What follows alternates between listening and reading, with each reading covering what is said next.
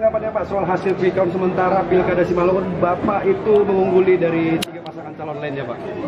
Ya baik, terima kasih. Sekali lagi terima kasih kepada Tuhan yang telah memberi berita luar biasa pada hari ini. Kami sangat menyambut ya luar biasa hasil quick count daripada Lembaga Survei Indikator Indonesia, luar biasa. Ya, saat ini kita sudah menempati 50% ya di atas kandidat yang lain.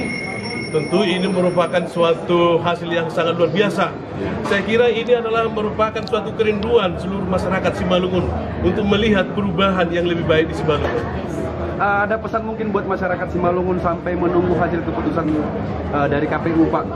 Ya baik, saya kira kita harus percaya kepada lembaga aparat penyelenggara pemilu, dalam hal ini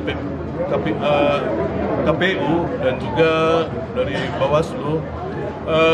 Kita mensupport mereka supaya bekerja dengan baik dan bekerja dengan tulus dan profesional sehingga nantinya boleh mendapat hasil yang baik juga sesuai dengan hasil yang didapat dari lapangan.